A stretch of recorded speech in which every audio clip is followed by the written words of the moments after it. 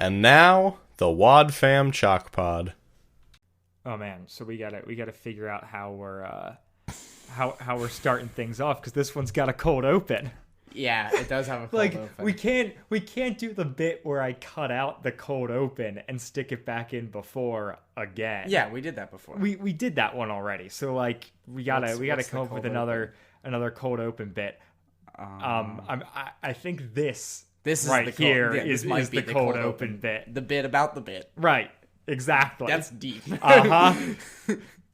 Like a fine tiramisu, there is layer after layer after layer on this bit. Also like an ogre.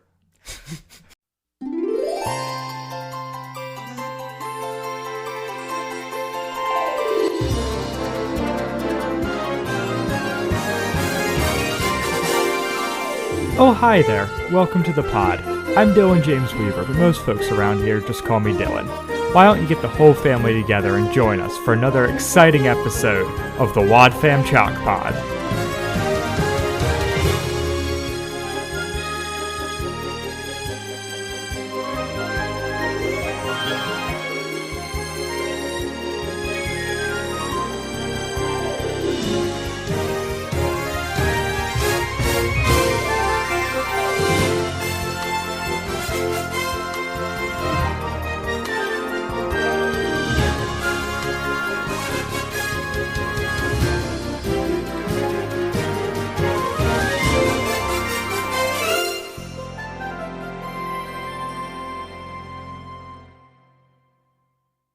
Hello and welcome to the Wad Fam Chalk Pod. I'm Dylan Weaver. I'm Andrew Sabo. And We're back.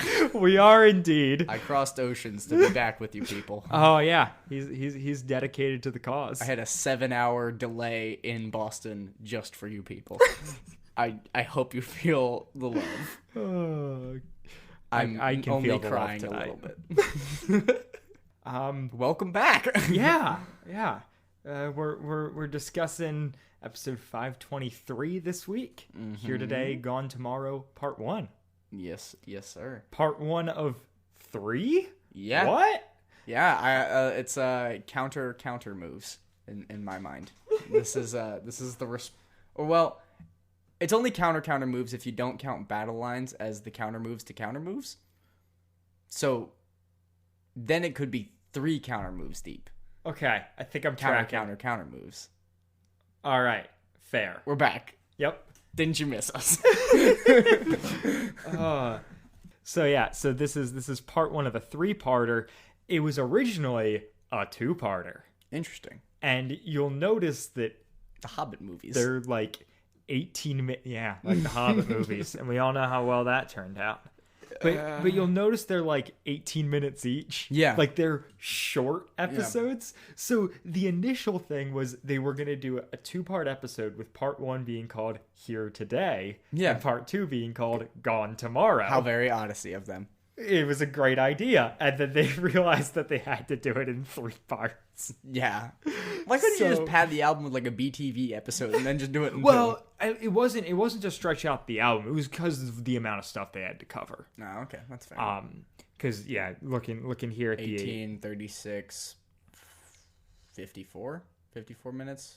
Yeah, something like that. So that would be like 27-minute episodes or something like that. Yeah, and I think part 3 is longer than 18 minutes, but yeah, still. Reading from the official guide, this episode remained a 2-part episode until a couple days before the recording. They did like a read through of the final script and decided that there was like the plot was too crammed. Yeah. It focused too much on Connie and Mitch and too little on the investigation with Whit. Yeah. And so they, like the weekend before recording, rewrote the script. Which is incredible considering how well these episodes work. Mm-hmm. Yeah. Like that makes a little bit more sense though. There's some of this dialogue that's a bit like it feels very expositional. Yes. We get some... We'll get into it. We'll get into it. But it's going to be bad. But yeah. Okay, so there's two main things I want to hit on from the guide here. One is an incredible quote from Kathy Buchanan. All right. That's just... Once again, the boys changed the episode from my sweet, simple love story to yet another saga of intrigue and mystery involving computers and technical dilemmas. These guys must buy their wives modems for Valentine's Day. Yeah, okay. Just throwing some shade at the rest of the Odyssey team. Honestly, like that. Yeah, that could be a new segment on the show where we just like project as to what like tea is going down and like who hates who. Yeah, no kidding. I feel like there's got to be so much resentment from the writers towards like the Wit character because it's like we can't get rid of him, and like Connie's got to be like, what is anything good gonna happen to me ever? I am still the same person. I think I might have graduated college. I think. Oh man. But the other thing which is crazy is up through album 50 when this book was published. Mm-hmm. This is the only time they've had a second recording unit. Mm-hmm. So they had 2 different teams working on different portions of the episodes in 2 studios at the same time. Wow. 2 different directors, 2 studios working on the same script with actors moving back and forth between them and that sort of thing, because they had to cram to get 3 episodes out in a time where they like, it says they reserved time for 2 episodes, but they had to and do they 3. had to do 3. Yeah. Jeez. Which is that's rough and impressive. Well, it's interesting because like I don't think I would have known. In a lot of television and especially in movies, second unit is like super common. Yeah. So it's both interesting that this is the only time that they've had to do it.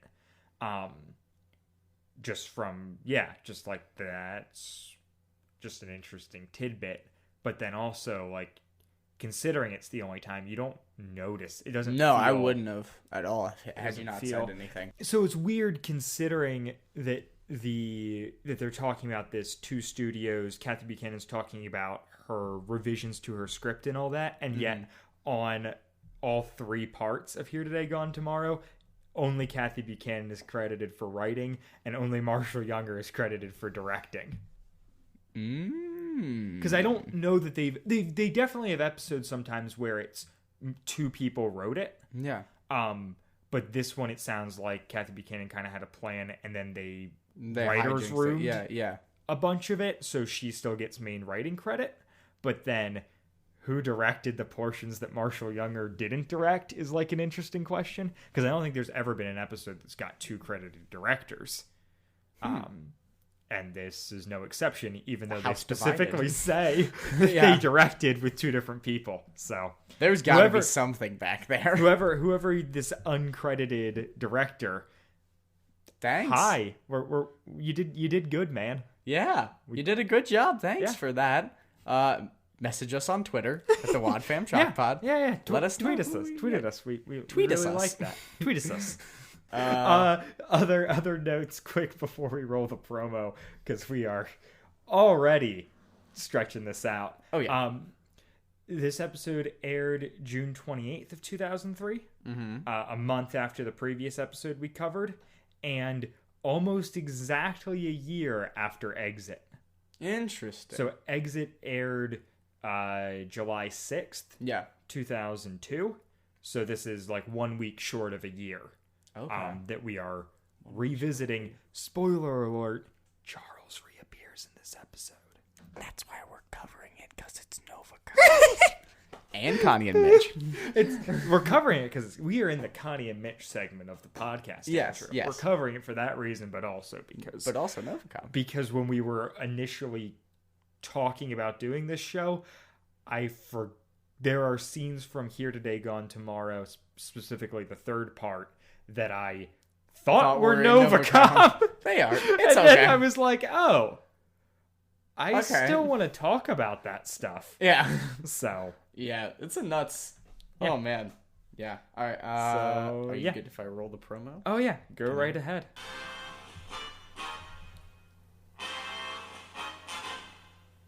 It began like any other day at Wits End. That's when Officer Burke walked in. I need to take you down to the station for questioning. Is Wit under arrest? It can't be. What's wrong? Do you know who the anti-wit is? And something's been stolen on the next Adventures in Odyssey.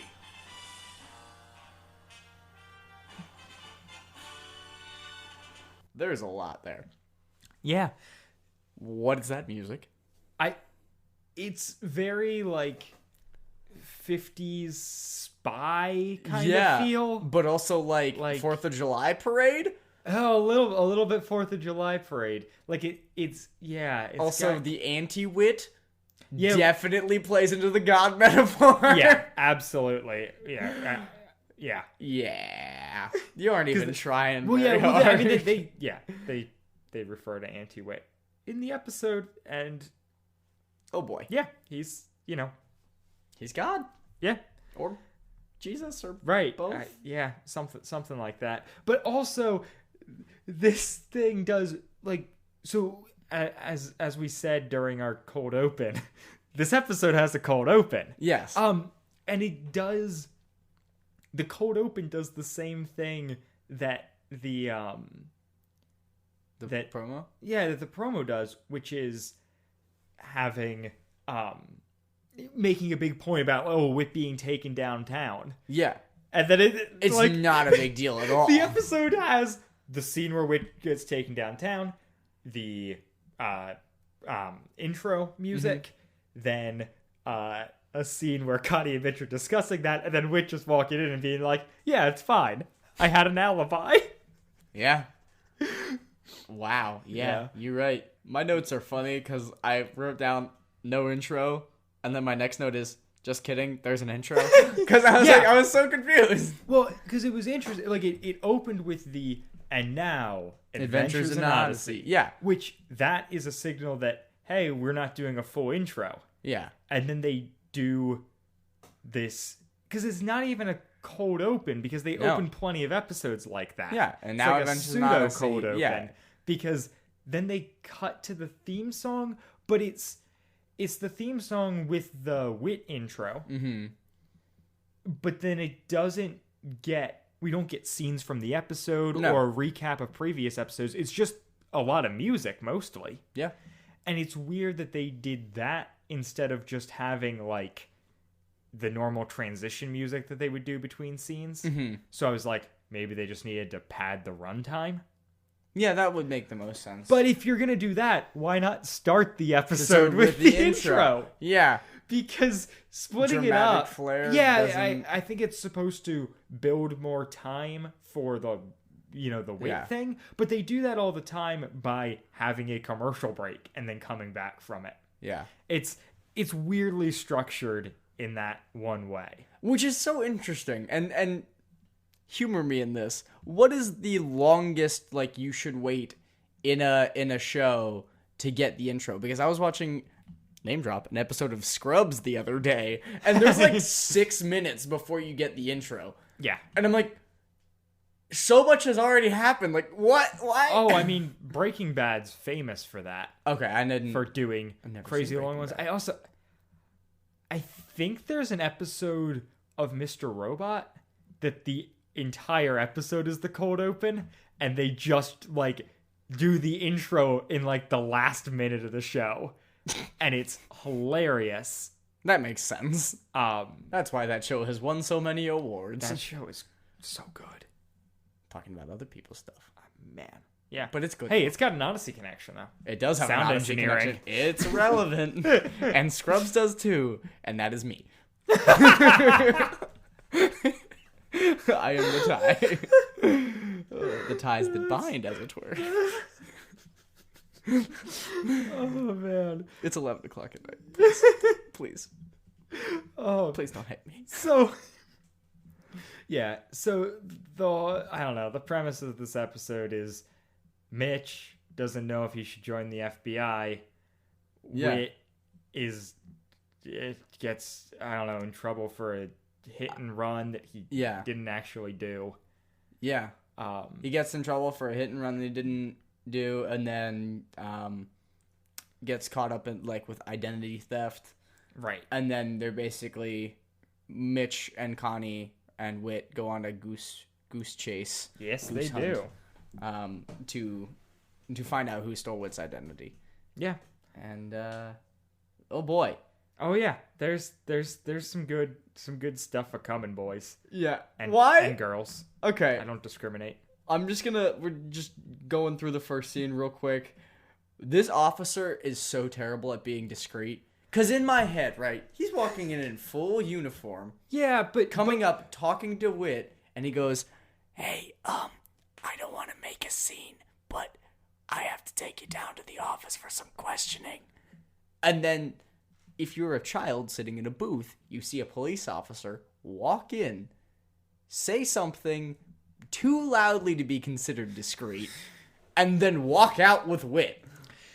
Yeah, but okay, so they get around it a little bit by the officer walks in and Wit's like, "Oh, like, what do you want to eat?" or whatever. Yeah, Like, he tries to take the officer's order and he's like, "I'm sorry, I have to do with this to you." And so it's not like he cuffed Wit and took him out. Like, No, they're just kind of strolling out there. And Yeah. I think the casual observer would be like, "Oh, Wit's going to chat with a police officer." Like, Because he does that. It's Stu Burke. Yeah, it Our must. established police officer. What a guy. From so good, what though. he was in Exit. He was in one of Yeah. those like Yeah. final episodes. He recurs. He's Bob Hoose. Yep. It's a There's good deal. Go for it. Yeah. So Burke takes him out. We cut back to we do the whole intro Yeah. theme song, whatever. Come back in, and Mitch and Connie are just talking about Wit, and Mitch is like, I'm gonna go," and I was like, I mean, Mitch was like, "Oh, I'll go down there for you." I was like, Connie can go down. And I was like, oh, I guess she's probably covering Wit's End. Yeah. But for a moment there, I was like, why? Yeah. Yeah, exactly. And then there's the whole identity theft situation, and then Connie and Mitch and Wit all leave, and Wit's just like, "Yeah, Nick can watch the shop." Yeah.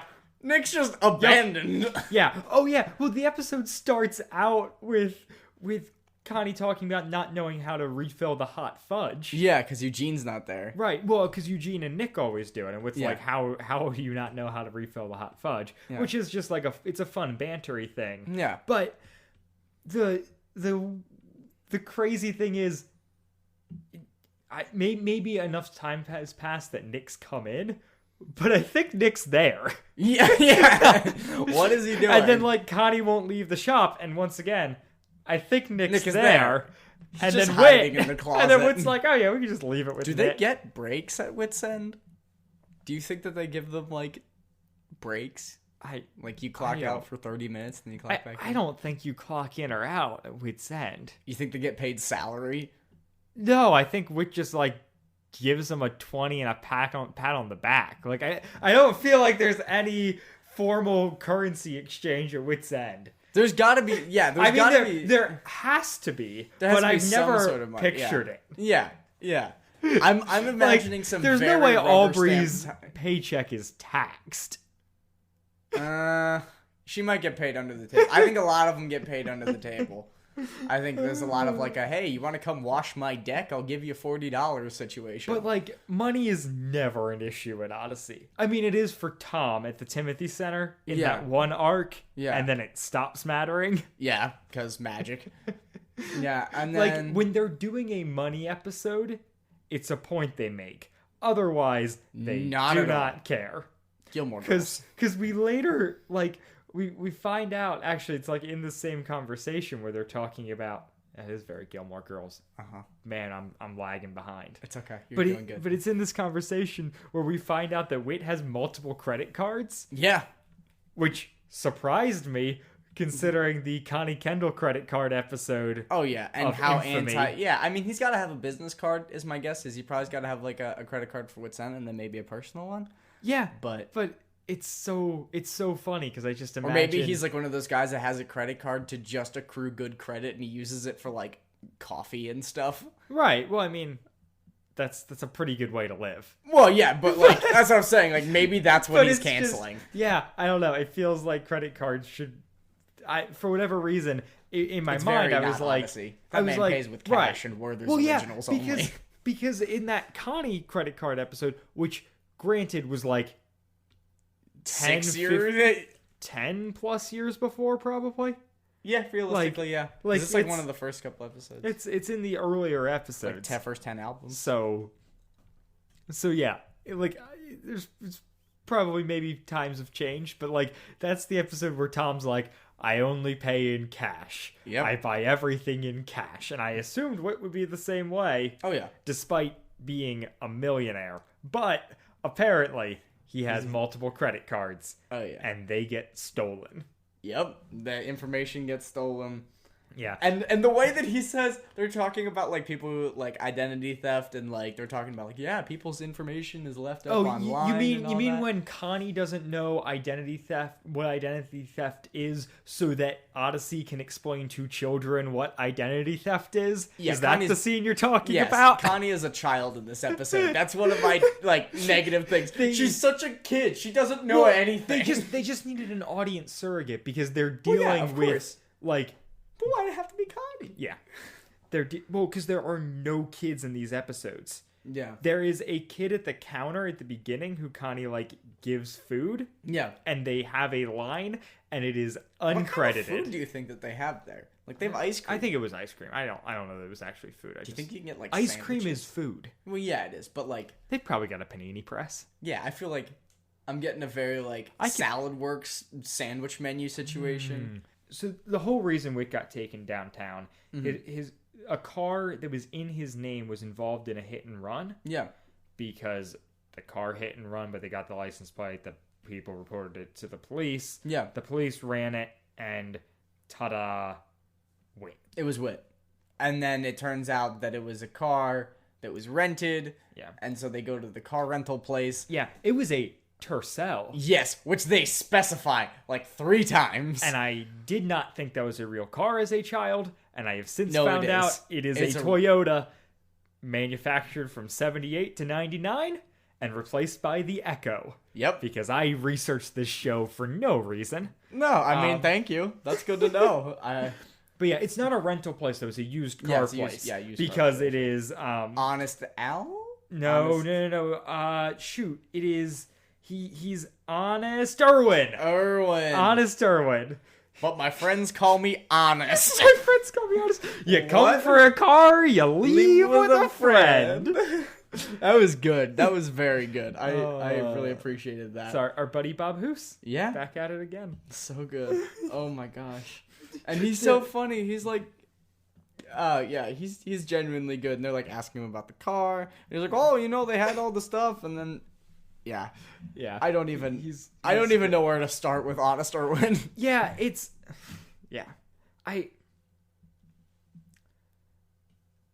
probably by the time like we cover so we're covering these one part at a time. Yeah. More than like the extra trilogy or quadrilogy, whatever. The 4 episodes at the end of Novacom or even like Plan B. These episodes feel like one piece. Yeah. So it's going to be hard to cover some stuff in ways similar to like when we did like Under the Influence. Yeah. Where we have to speculate about where stories are going in like a crazy thing. Like, I don't know. Like I'm having a hard time knowing how much to say this episode versus what we want to save for next and the one after that. Yeah. And trying to track plans the whole way through. So we're just going to kind of stick with what we know in this episode. I mean, that's what I was banking off of. But it's going to mean, we don't have a ton of information about what's going on because this episode is pretty, I don't know. Introductory. Yeah. It's it's a lot of setup. Mm-hmm. So It's all the setup, actually. So they Borland's in town for some reason. Yeah. Because I don't know, he To needed talk to to be in Mitch, I Chicago, guess. and Yeah. then he is looking for Mitch's FBI decision by the end of the week. Yeah. And then so eventually they're able to involve the FBI in this thing because they find out that stuff was happening over the internet. yeah. Basically, if you take somebody's credit card information from the internet, then it's a FBI thing and not a local police thing, Right. and so Mitch can help. Right. Because the FBI handles internet fraud, and Mitch can help because He's kind of FBI. he worked with them once. Yeah, it sounds like he was like given a set of keys to the store like 3 months ago, and then he's like, I'm just gonna work here now. Yeah, there's a lot of, I don't know, there's a lot of weird stuff where people are like way too like giving of information over this episode. Yeah. Like how are they just able to just like, do all this stuff? Right, exactly. Honest Irwin gives Wit and Mitch the fake license info of the guy who bought the car. Well, I mean, if it is Wit, then maybe, but yeah, that does seem like it should have at least been taken by the police. Right. Because the police had already been there. The police already got it. Yeah. And so now Mitch is asking for it again, but like, But you'll just give it to these two random people after you yeah. get it. Like, why do you need it? I just gave it to the police. After you're worried about the whole thing is with identity fraud. Yeah. Yeah. Yep. It's like, dude, Honest Irwin, learn. Learn. Also, just trying to funny sell note people from friends. like that whole scene is Connie like Connie's just kind of tagging along on this trip. Like she feels very much like the puppy that's following behind Whit and 100%, Mitch yeah. doing their like detective thing. Well, and she does that to serve the purpose of like being points of exposition because she doesn't know anything because she's a woman, and also like the part that she's like, you know, I kind of appreciate Puppy Connie because she's a bit more chill. I will say the last couple episodes we've covered. Yeah. Connie's been she's not necessarily chill, but fun. Yeah. She seems Connie's to be fun more again. relaxed.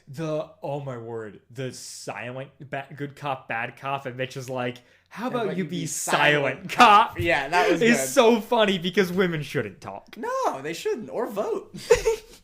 And if they do, definitely write in ballot only.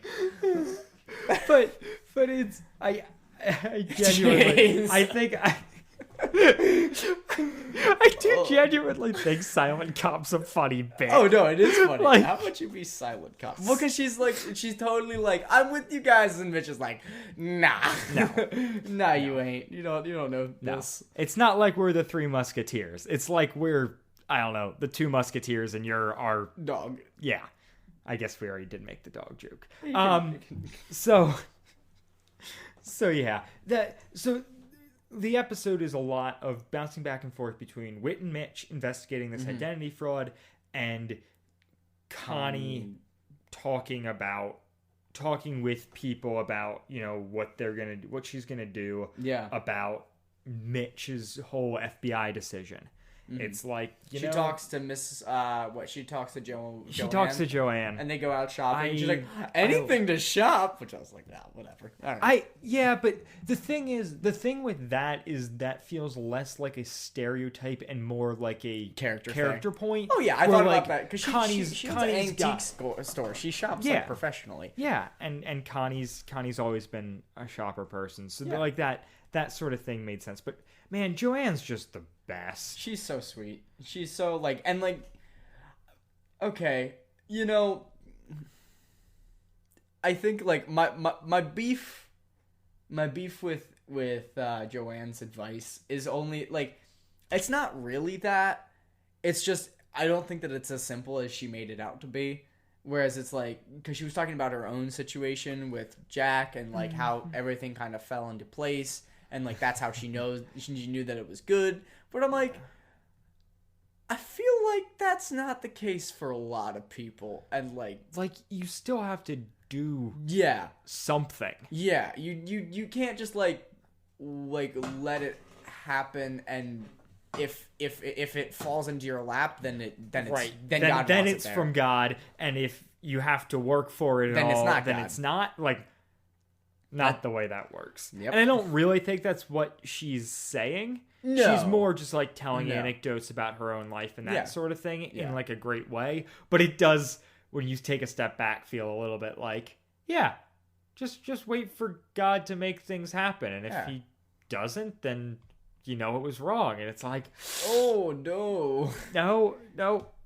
That doesn't check out, I don't think. But I don't know. Waiting Yeah. upon the Lord does not mean literally doing nothing. But it is most of the time. Sometimes it does. But these conversations, like Connie's handling all of this, So well, in my opinion. yeah, in a much more mature way, Yeah. than the last few episodes where she's been like whiny and like clingy and all of that stuff. And she's been this handling it feels like a- way more like she's a human being who's like trying to grapple with the idea. Well, it feels more like the Connie that we've known for like 20 Yeah. years or something like that. Like, Yeah. it feels perfectly in character. It feels in character, and she feels much more. And there's a little bit more where like it's kind of assumed at this point that Mitch is going to join the FBI. Yeah. Like everybody's kind of talking about it as though it's a done deal. Yeah. And so she's more, yeah, I don't know. She's just coming across more level-headed and like she has. And the same thing with Mitch, too. Yeah. With Mitch's side of things, like, it's very much like he's not being petty. They're actually, like, empathetic characters in this point, and they're not, you know, either stereotypes or just being annoying and dumb and whatever. Like, you actually... Yeah, I really, you know, appreciate the development, I guess. And Yes. maybe... I don't know if this is payoff. Like, I don't know if this excuses the way that Connie was written before because she seems like she's doing better now, but it definitely helps. I will say Yes. Yeah.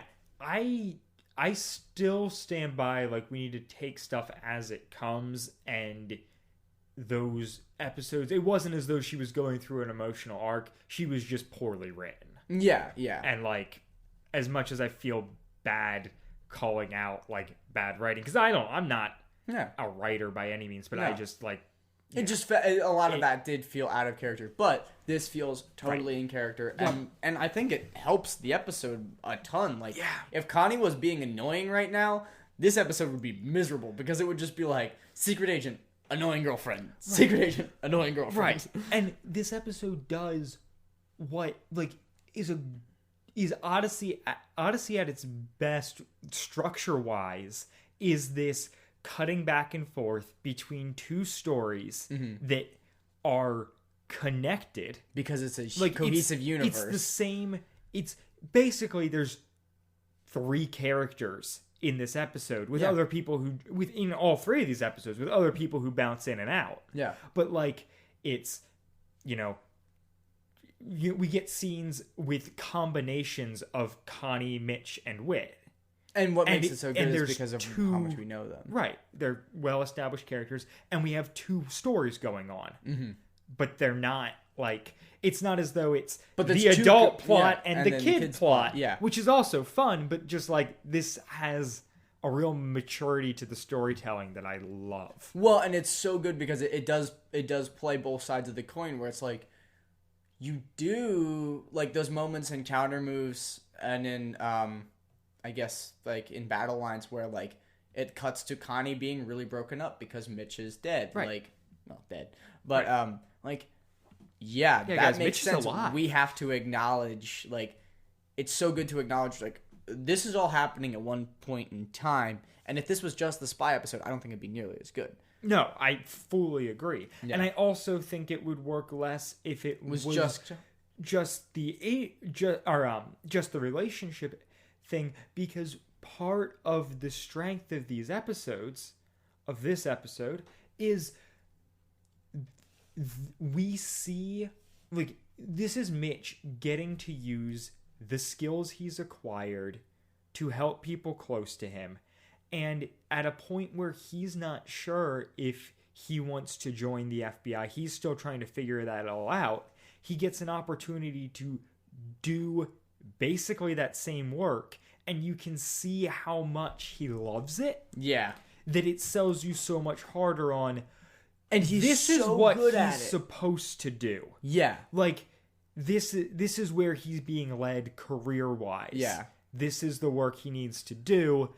There are definitely hurdles in the way, but like, yeah, it's like a great confirmation Yeah. of it's not like he's grappling with this abstract idea of joining the FBI. It's like, this is work he loves, and we're getting to see him love it rather than him just telling us that he loves it. Yeah, and it pads it so much, and it's like, And that's a great testament to the voice acting as well. oh, to the voice acting, to the writing, and like this is an incredibly satisfying thing where it's like it feels like it's falling into place in that way, where it's like, you know, it reminds me of like the old like cheesy sports movies where like the dad who used to be really good starts playing and he can throw a perfect spiral or something like that, and you're like, yeah, of course, like this is what he's good at. Like it makes sense that, you know, that he's so good at it. Like he used to be, and he has a lot of practice in it. And so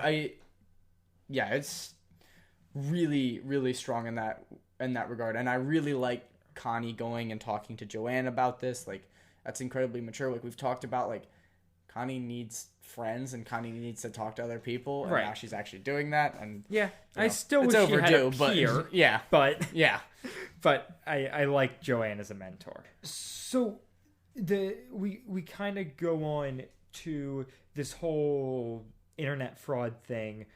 So someone has stolen Wit's identity over the computer, and Mitch decides to run a search to figure out what, basically explains to Connie what IP addresses are, and how it's like this unique identifier of a person's machine, kind of like a fingerprint. They use that analogy through this, and so he's going to basically run a scan on the computer, see if he can figure out who hacked into Wit's accounts by seeing if there was an IP address left behind. And there was. Yeah, well, yeah.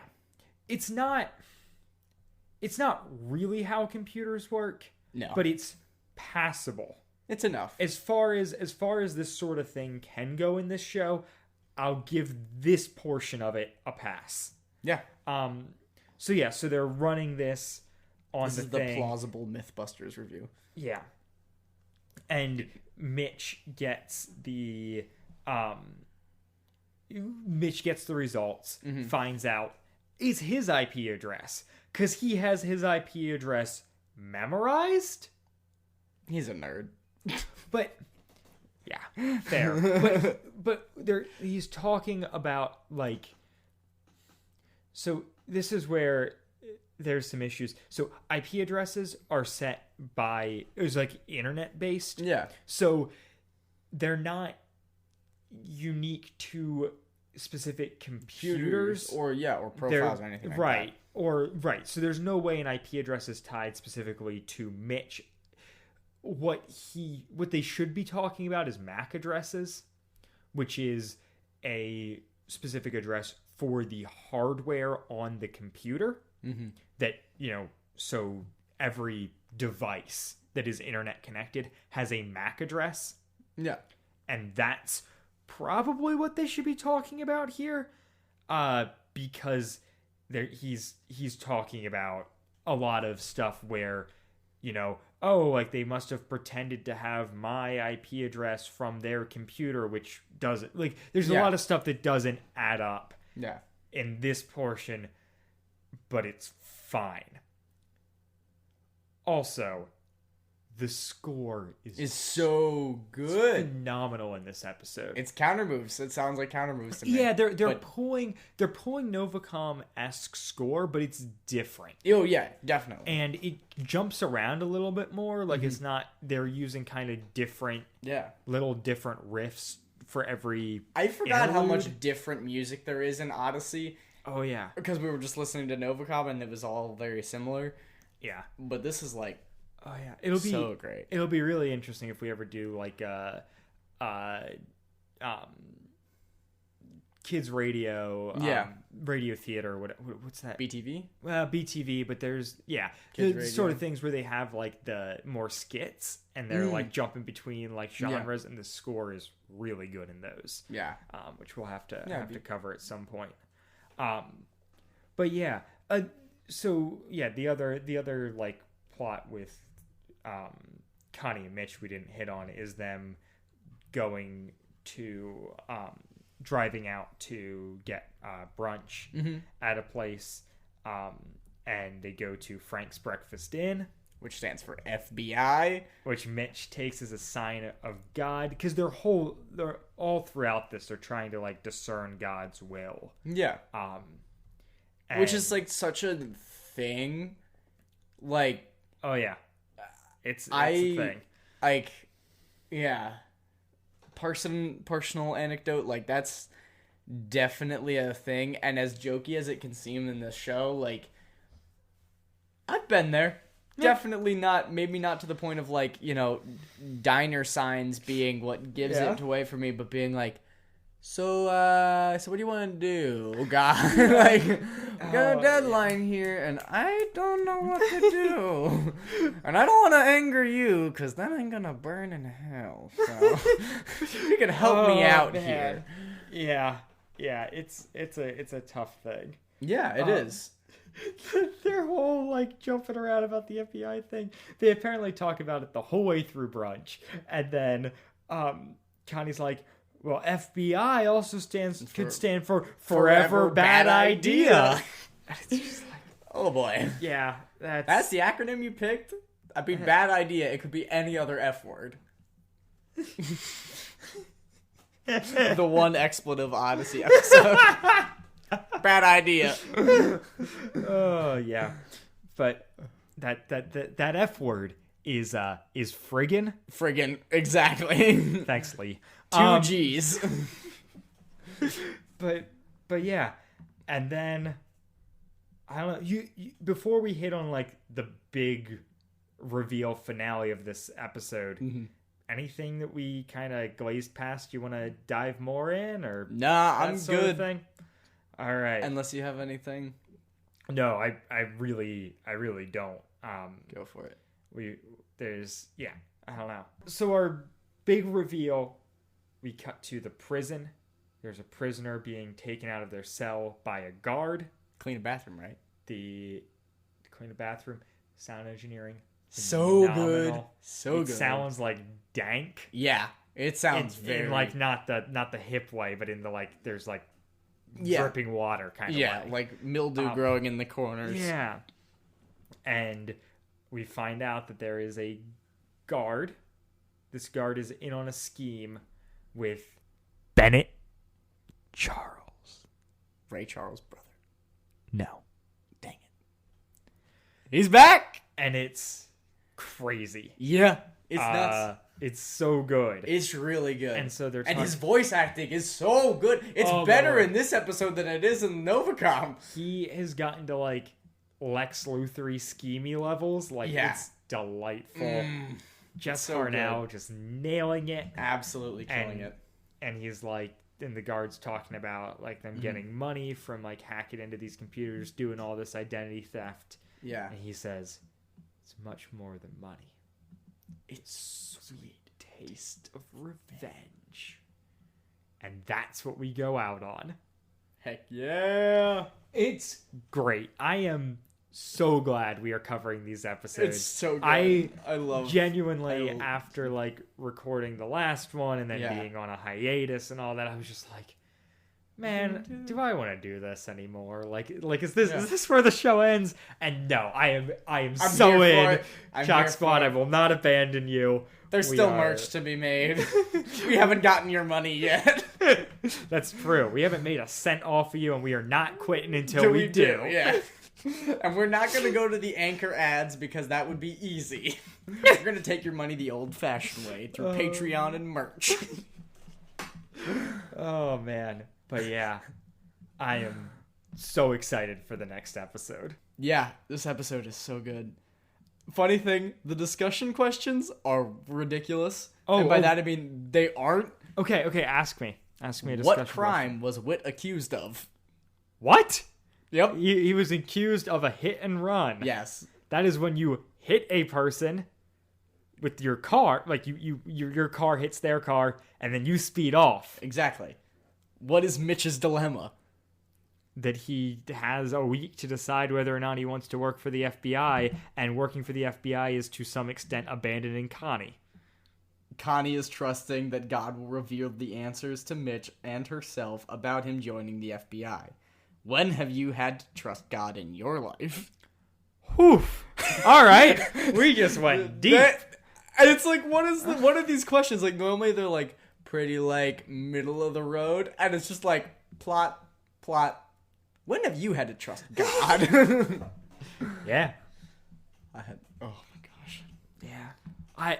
I loved this episode. It's so good. I love this whole 3-parter. Yeah. It's amazing. It's great setup. It's so good. But yeah. Closing thoughts on the episode, other than how much we love it. I'm so ready to cover the next one. Yeah, me too. Feels good to be back. Yeah. Good to be back, guys. Missed you, Chalk Squad. Yeah. Yeah, feel free to reach out. Let us know what you thought of our weird bonus filler episodes that we put out. Those are good. I like those. I had fun with those. But yeah. Otherwise, you got anything in the plug department, Andrew? No. I mean, there will be an Italy recap pod. Because I mean, I don't know if did I talk about it on the podcast that I was gone. Well, I was gone for 2 weeks in Italy with my best friend. So there will be an Andrew friend Sabo of pod. the show. Yes, friend of the show, Nathan Haverstick. Haverstick. Friend of the pod. There'll be a recap pod coming up. We were gonna record while I was out there, and then we just didn't because I didn't bring my mic because I didn't want to try and navigate that. Yeah. Totally understandable. So yeah, looking forward to more stuff with that. An Andrew Sabo podcast with Yes, Nathan. sir. Yes, sir. Yeah. Cool. What about you? You have anything to plug? I was racking my brain trying to think. Just a weird general. Just for my straight up general Twitter, I've been way more active of recent. Yeah. So DJ Weaver 29 on Twitter. Yeah.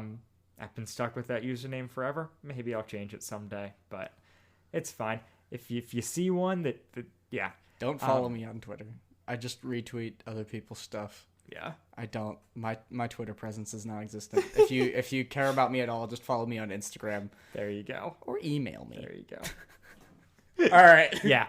I mean, tweet at the pod before you tweet at us. Yeah, tweet at the pod.